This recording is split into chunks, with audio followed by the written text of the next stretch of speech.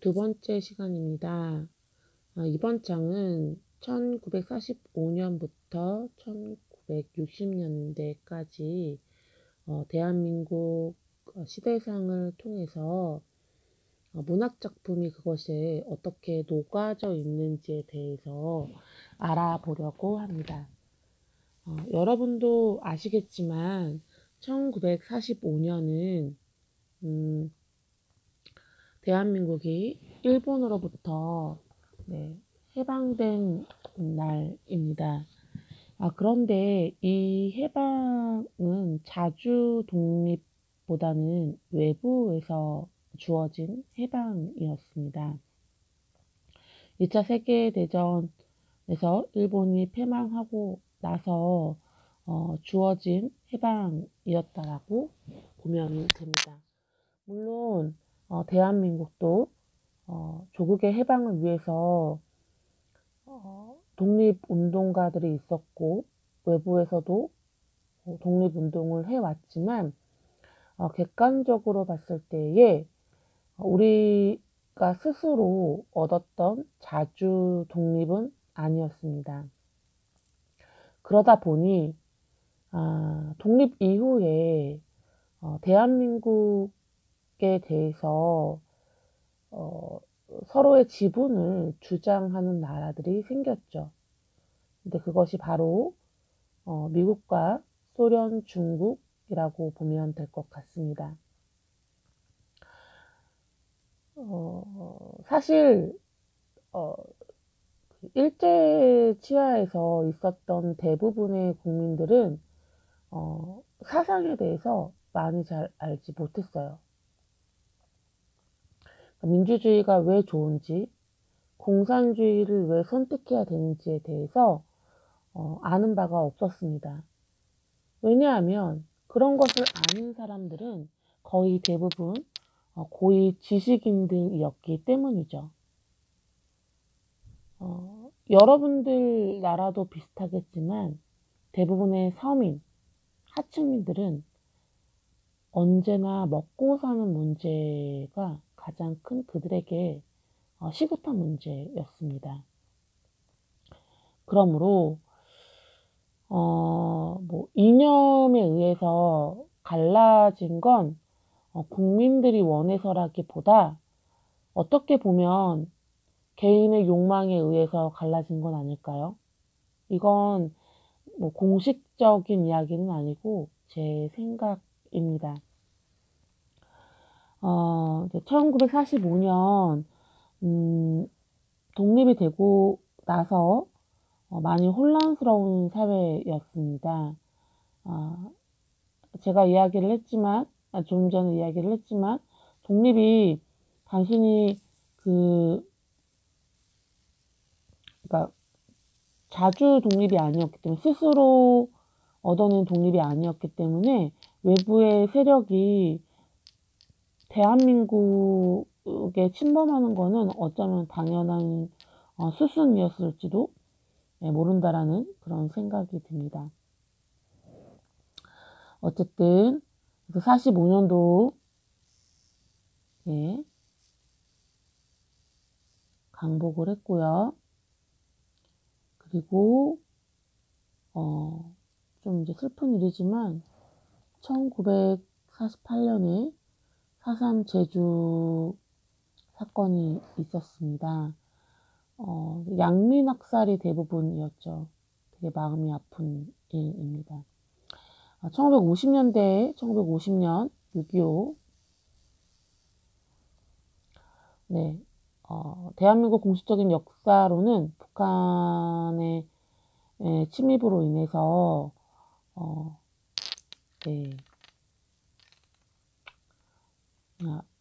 같은 동족끼리 싸울 수밖에 없는, 피를 흘려야 될 수밖에 없는 그런 세상이었죠.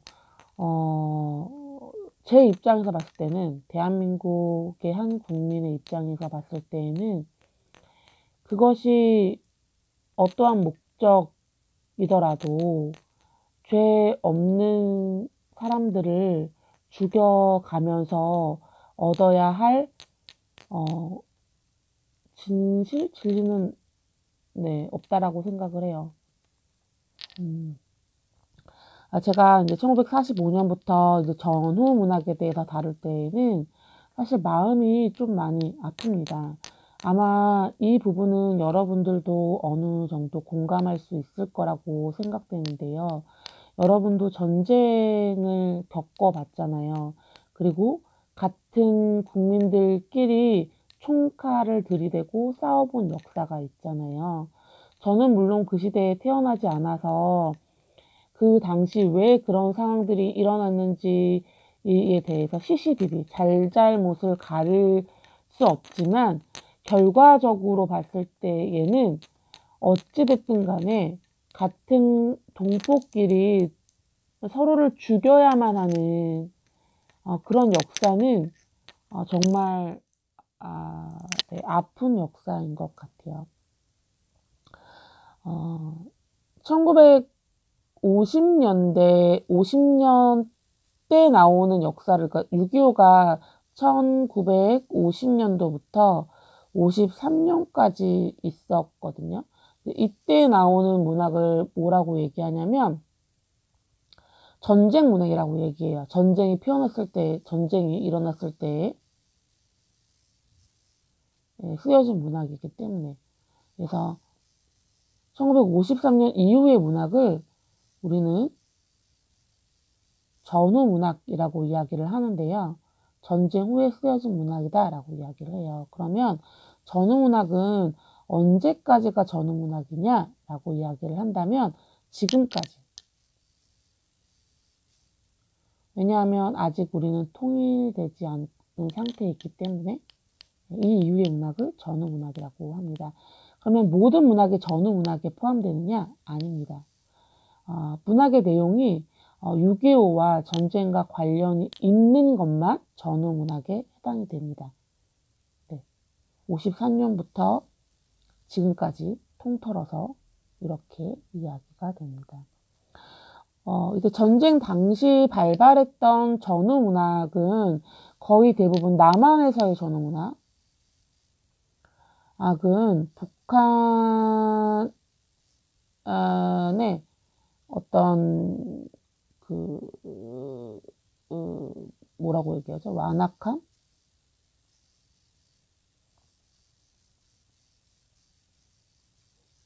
북한을 절대 악으로 그리고 있어요. 남한에서의 문학은. 그리고 이제 전쟁이 터졌을 때 피폐해진 모습들?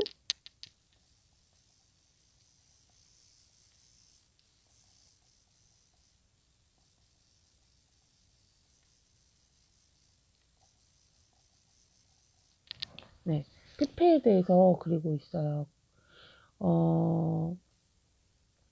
그러니까 전쟁 중에 일어날 수 있는 것들, 그러니까 여자가 군인에게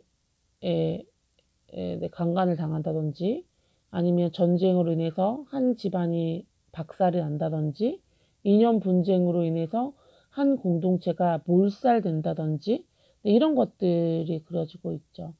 1953년도 이후의 전후 문학은 어떤 이제 이념에 대해서, 이념이나 사상에 대해서 객관적으로 바라보려고 해요. 네.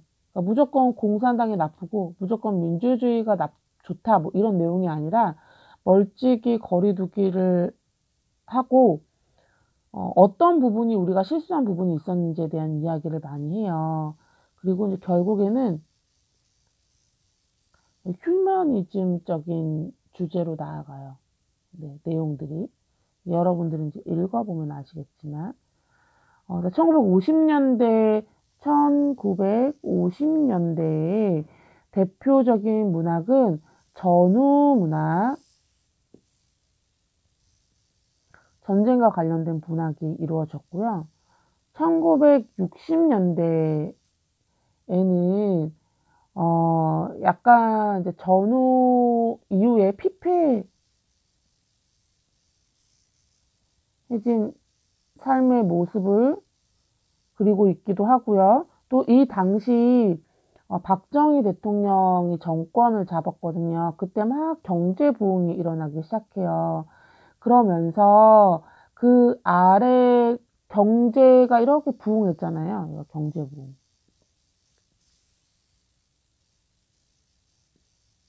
경제 부흥이 되고, 그리고 이 밑에 있는 어떤 하층민들의 삶에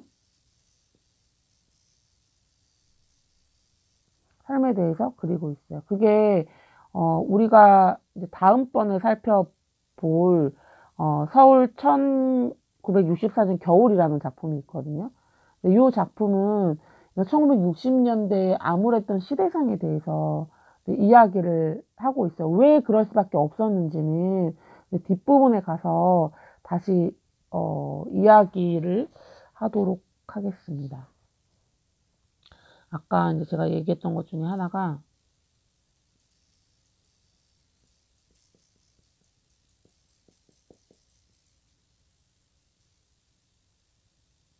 여러분들이 보시면 여기 보시면 이제 순환이대 오늘 배울 거잖아요.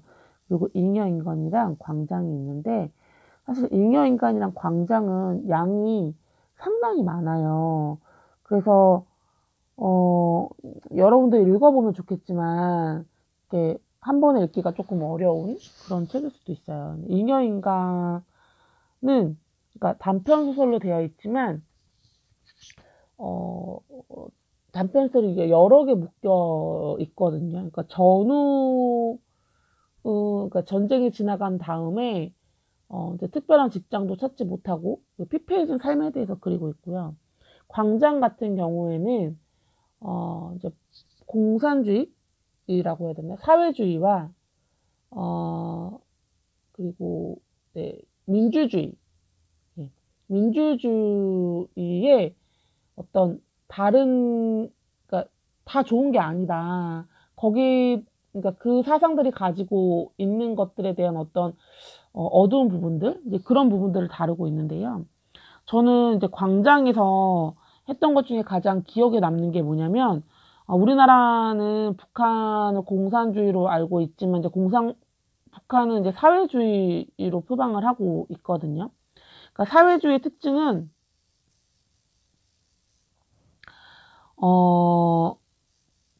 밀실은 없고 광장만 있어요. 민주주의의 특징은 밀실만 있고 광장이 없어요. 그러니까 이 광장 이거 어떻게 얘기를 해야 되지? 이제 여러분들이 이제 이 작품을 읽어보면 아시겠지만 북한에서 이제 하고 있는 것 중에 하나가 자기가 뭔가를 잘못을 하면 공개 재판하고 막 이러잖아요. 근데 이런 거를 이제 광장이라고 여기에서는 이야기를 하고 있거든요. 그러니까 그런 부분들. 그러니까 서로 다른 체제가 가지고 있는 부분들. 그런데 사람에게는 광장도 필요하고 밀실도 필요하다라는 이야기를 여기에서는 이제 하고 있습니다. 네, 다음으로 넘어가도록 하겠습니다. 네.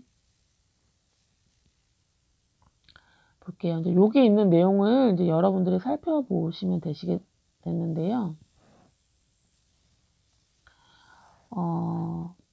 이렇게 이제 일제강점기로부터 해방된 한국의 모습에 대해서 이야기를 하고 있어요. 앞에 제가 한 번 더 언급을 했지만,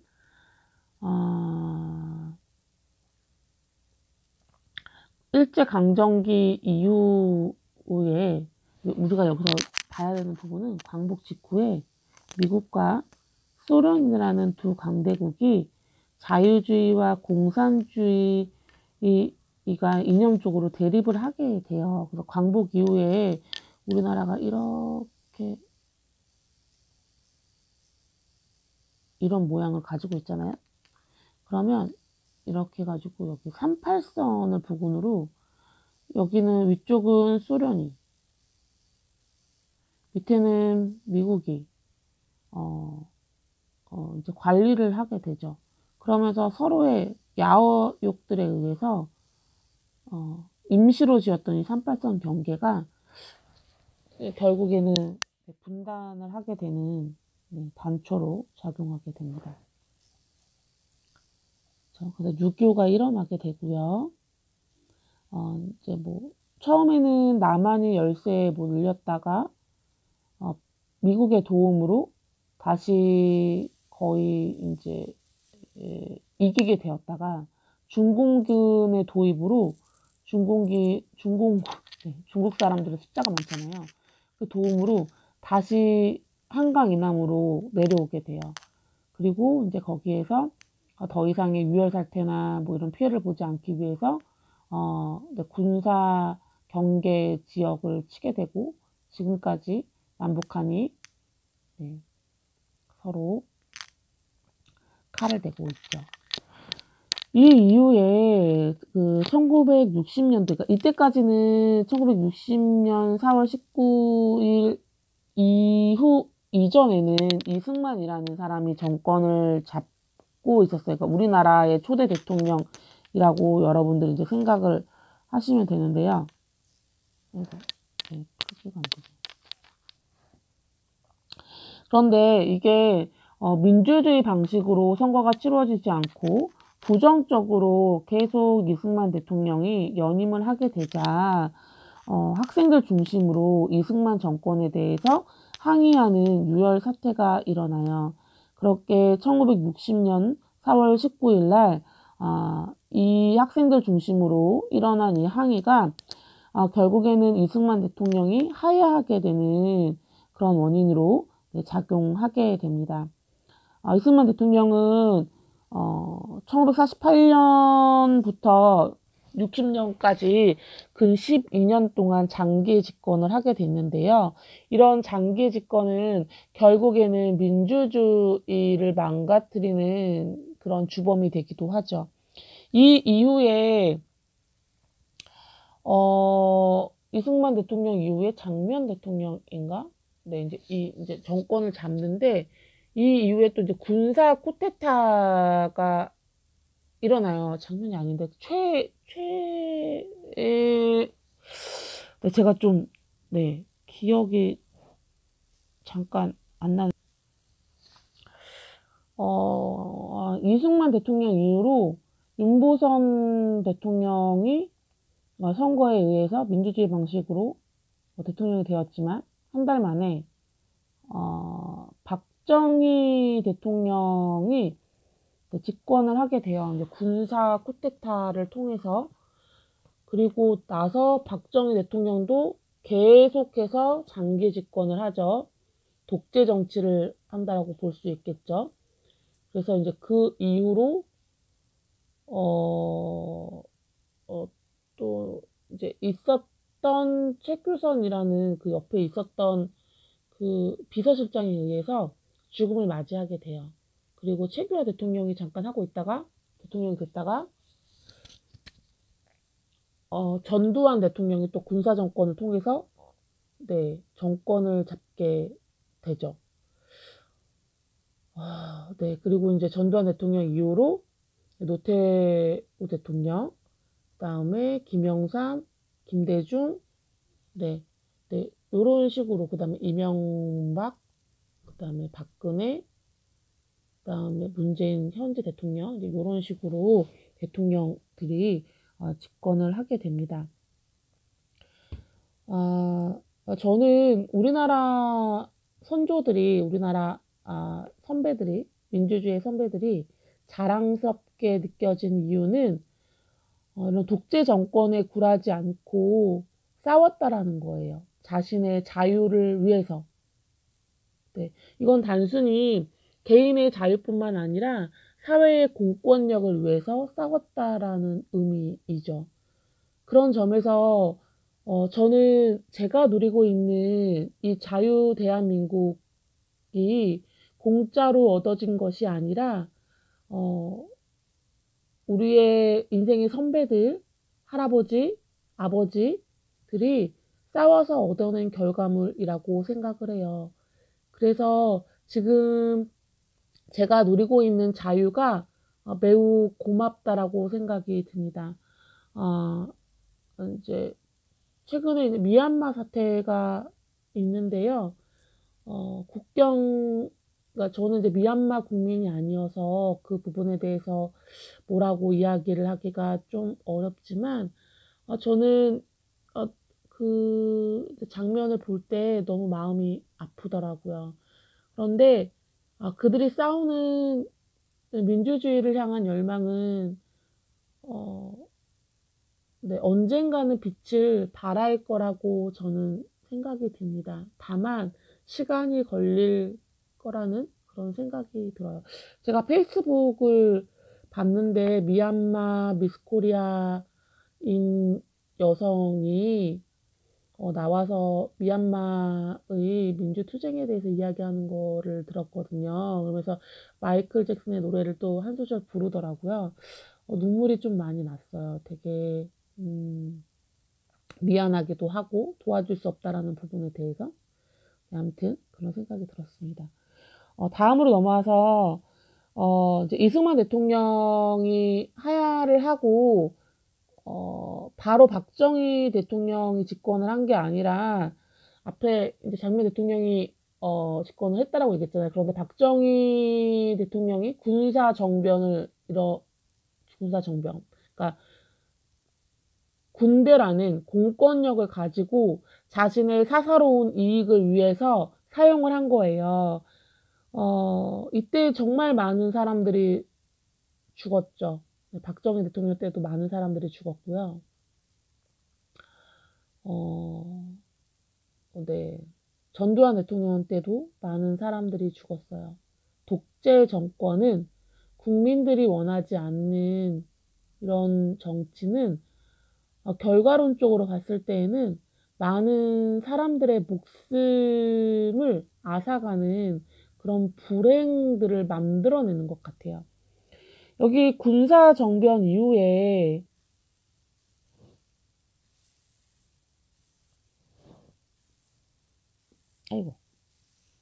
네. 군사정변 이후에 박정희 정부가 국민경제 개발을 목적으로 시작한 5년 단위의 경제계획이다.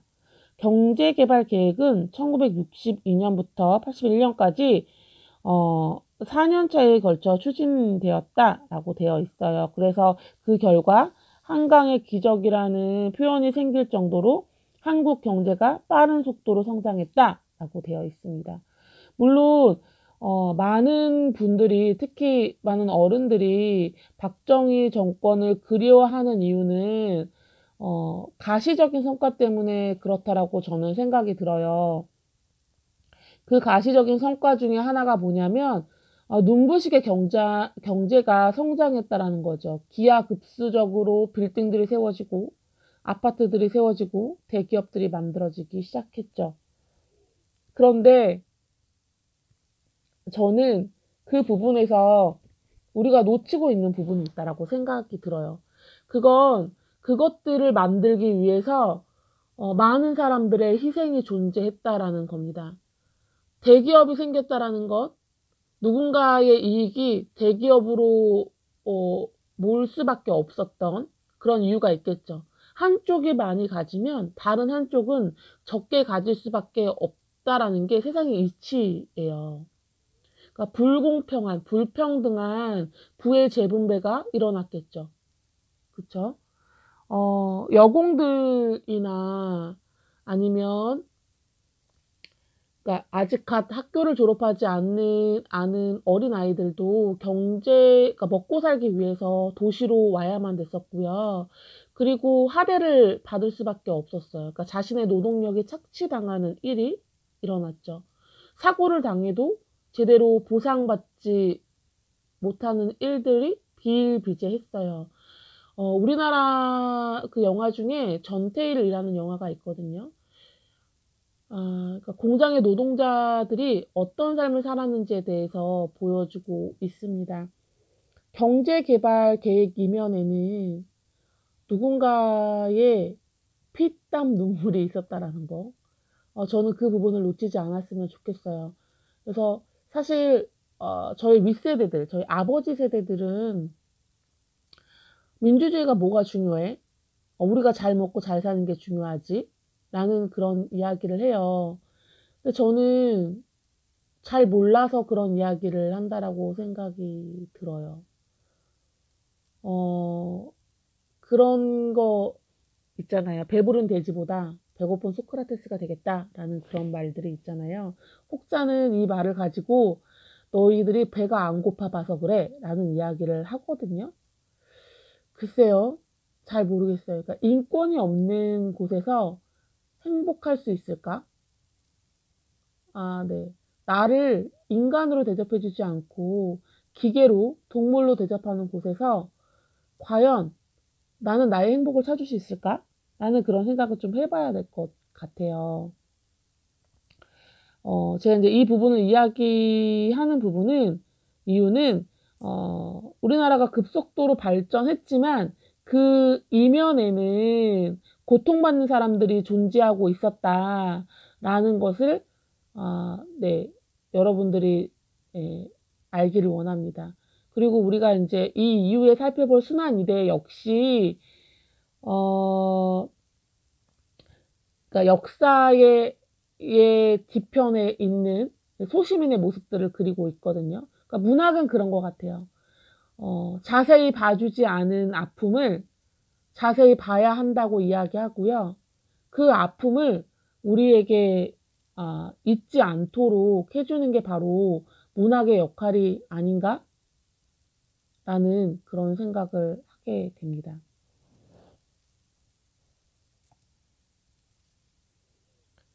네, 그러면 이것도 넘어가도록 하겠습니다. 이 69페이지에 보면 1945년부터 1960년대의 문학의 특징에 대해서 이야기하고 있어요. 이 부분에서 이제 여러분들이 좀 알아야 되는 이제 부분들을 좀 설명을 하고 넘어가도록 하겠습니다. 그러니까 이 한글로는 이해하지 못하는 부분들이 있어요. 그거를 제가 말로 좀 쉽게 설명을 하도록 하겠습니다. 1945년에서 1960년대는 일제 식민지 지배를 벗어났으나 한반도에 미국과 소련이라는 두 강대국이 자유민주주의와 공산주의로 나뉘어 이념적으로 대결한 시기였다. 문단에서도 문인들 역시 자신의 정치 이념의 입장에 따라 민족 문학과 좌익으로 나누어 갈등하게 되었다. 1945년 해방을 맞이하면서 한국의 시에는 해방의 기쁨과 새 조국 건설의 희망이 주로 형성되었다. 그러니까 해방 이후에는 1945년 해방 당시에는 우리가 일제 치하에서 벗어난 것에 대한 기쁨, 그리고 새로운 나라에 대한 기대, 네, 해방에 대한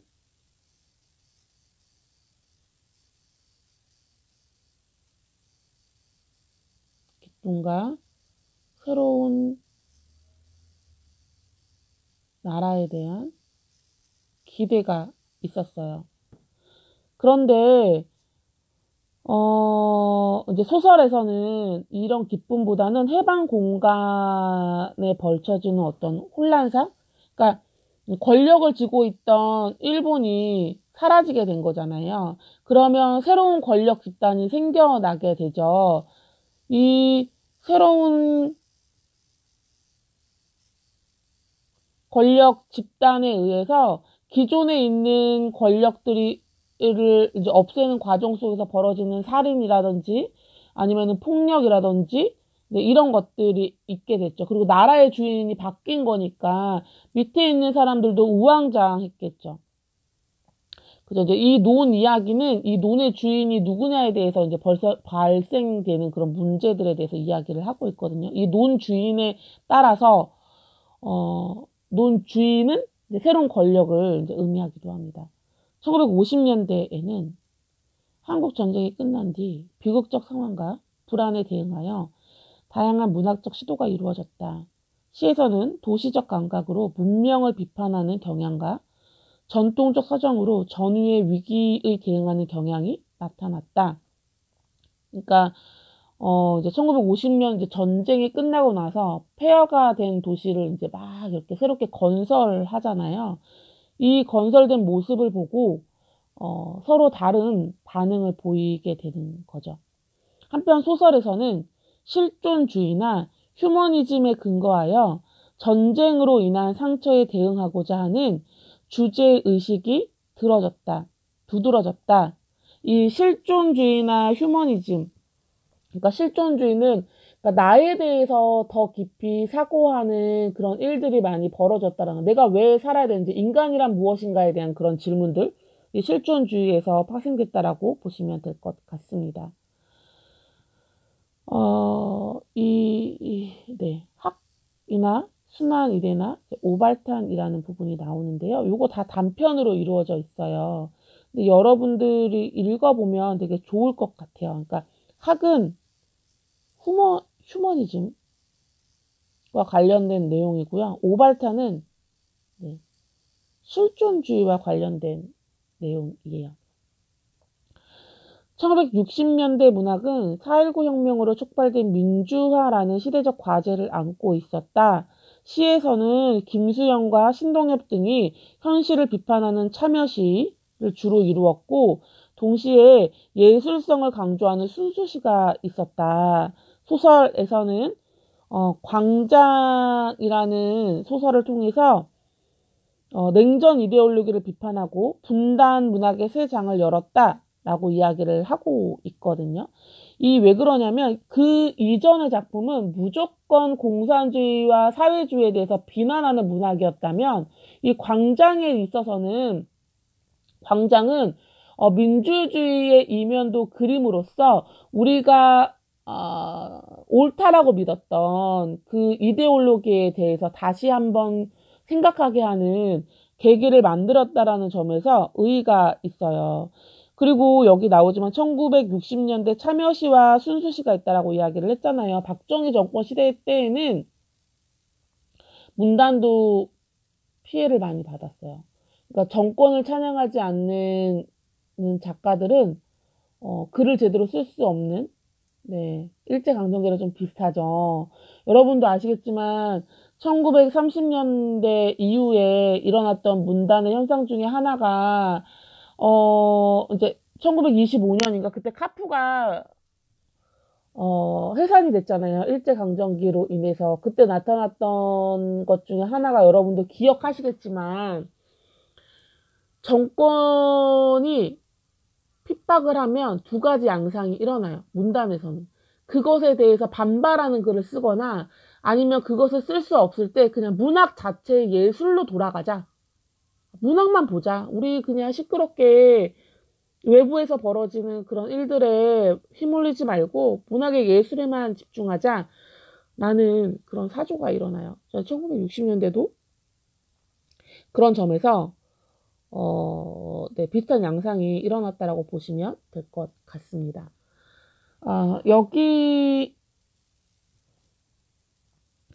여기까지의 과제를 제가 내도록 하겠습니다. 여기까지의 출석 확인 과제. 여러분들은 이제 읽어보시고.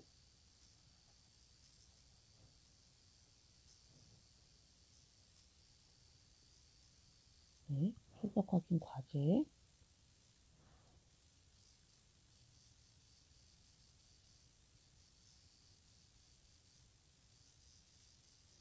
앞에에도 출석 확인 과제가 있어요.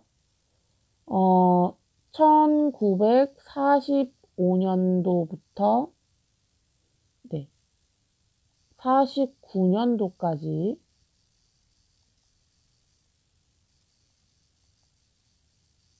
문학 배경. 어땠죠? 네, 혼란스러웠어요. 그리고 아까 제가 여기서 필기를 해줬어요. 해방에 대한 기쁨과 네, 새로운 조국에 대한 기대가 있었다 라고 이제 여러분 정리하시면 되고요. 1950년부터 53년 전후 문학에 대해서 이야기를 하죠.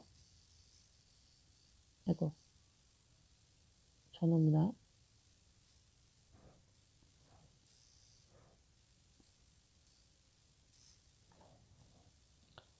전후문학에 대해서 이야기를 하는데,